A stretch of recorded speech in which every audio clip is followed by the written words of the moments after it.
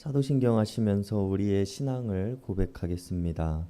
전능하사 천지를 만드신 하나님 아버지를 내가 믿사오며 그 외아들 우리 주 예수 그리스도를 믿사오니 이는 성령으로 잉태하사 동정녀 마리아에게 나시고 본디오 필라도에게 고난을 받으사 십자가에 못 박혀 죽으시고 장사한 지 사흘 만에 죽은 자 가운데서 다시 살아나시며 하늘에 오르사 전능하신 하나님 우편에 앉아 계시다가 저리로서 산 자와 죽은 자를 심판하러 오시리라.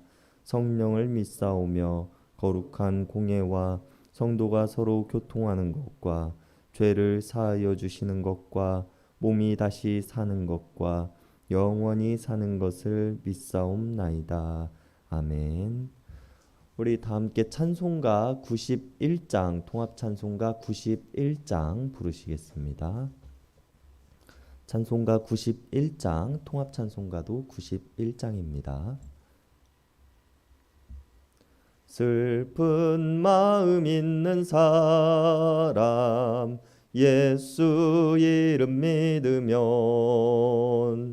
영원토록 변함없는 기쁜 마음 얻으리.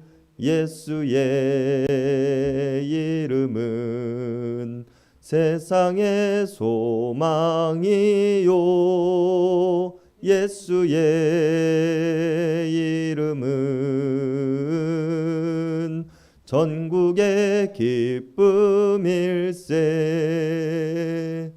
거룩하신 주의 이름 너의 방패 삼으라.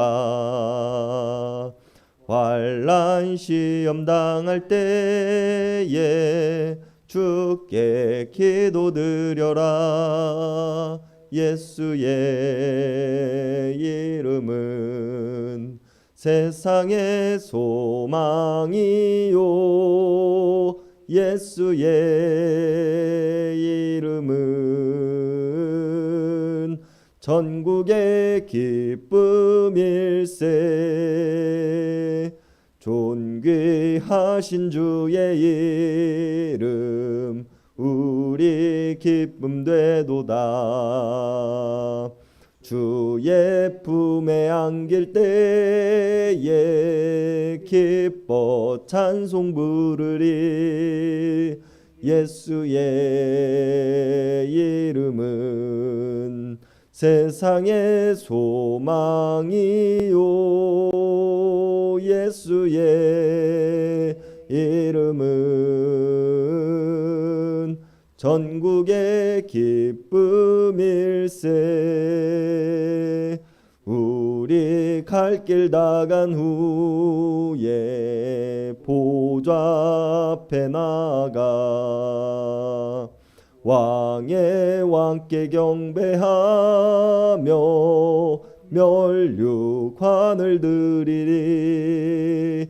예수의 이름은 세상의 소망이요 예수의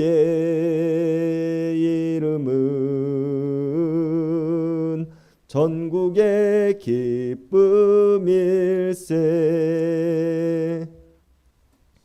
오늘 우리에게 주시는 하나님의 말씀은 출애굽기 17장 1절에서 7절까지의 말씀입니다. 출애굽기 17장 1절에서 7절까지의 말씀입니다. 우리 한 절씩 교독하시겠습니다. 이스라엘 자손의 온 회중이 여호와의 명령대로 신 광야에서 떠나 그 노정대로 행하여 르비딤의 장막을 쳤으나 백성이 마실 물이 없는지라. 백성이 모세와 같고 이르되 우리에게 물을 주어 마시게 하라. 모세가 그들에게 이르되 너희가 어찌하여 나와 다투느냐. 너희가 어찌하여 여호와를 시험하느냐. 거기서 백성이 목이 말라 물을 찾으매 그들이 모세에 대하여 원망하여 이르되 당신이 어찌하여 우리를 애굽에서 인도해 내어서 우리와 우리 자녀와 우리 가축이 목말라 죽게 하느냐. 모세가 여호와께 부르짖어 이르되 내가 이 백성에게 어떻게 하리까. 이들이 조금 있으면 내게 돌을 던지겠나이다. 여호와께서 모세에게 이르시되 백성 앞을 지나서 이스라엘 장로들을 데리고 나일강을 치던 네 지팡이를 손에 잡고 가라. 내가 호렙산에 있는 그 반석이 거기서 내 앞에 서리니 너는 그 반석을 치라. 그것에서 물이 나오니 백성이 마시리라. 모세가 이스라엘 장로들의 복전에서 그대로 행하니라. 다 같이 읽으시겠습니다. 그가 그곳 이름을 마사 또는 무리바라 불렀으니 이는 이스라엘 자손이 다투었음이요 또는 그들이 여호와를 시험하여 이르기를 여호와께서 우리 중에 계신가 안 계신가 하였음이더라. 아멘. 신광야에서 하나님께서는 이스라엘 사람들을 위하여 메추라기를 보내주셔서 모든 사람들이 고기를 먹을 수 있게 하셨으며 아침에 해가 뜨기 전에는 이슬이 맺혀 물을 마실 수 있게 하셨고 해가 뜨고 난 후에는 만나를 내려주셔서 모든 사람들이 배부르게 식사를 할 수 있게 하셨습니다. 그리고 어쩌면 이들의 신광야에서의 삶은 충분히 만족스러운 삶이었을지도 모릅니다. 애굽에서의 노역도 끝없이 펼쳐진 광야의 길을 걷는 일도 지금 이 순간에는 그들에게 해당되지 않는 일이었기 때문입니다.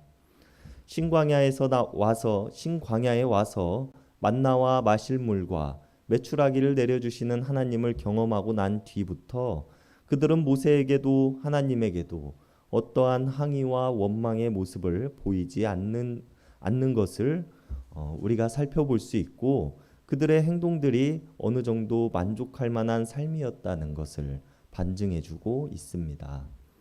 그러나 하나님께서는 이제 이스라엘을 다시 일으키시고 가나안을 향한 발걸음을 옮기게 하십니다. 이들의 목적지는 신광야가 아니었으며 그곳에서 평생 하나님께서 내려주시는 메추라기와 만나만을 먹고 살 것도 아니었기 때문입니다.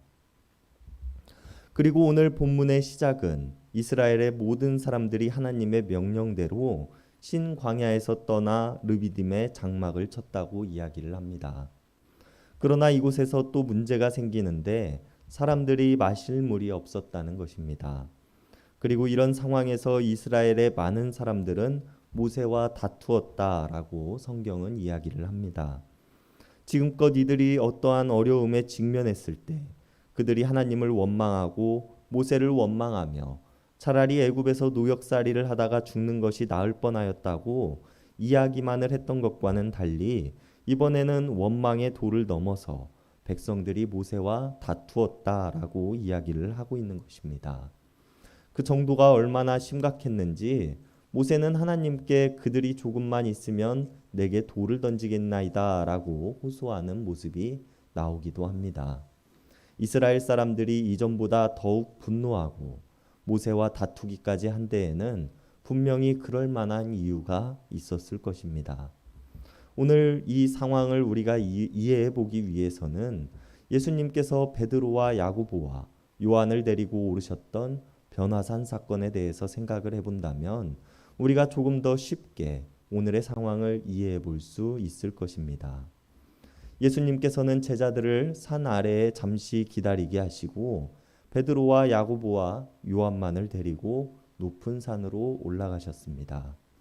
그리고 그곳에서 예수님의 모습은 변하였고 엘리야와 모세와 함께 이야기를 나누시는 모습을 세 제자들은 보게 됩니다.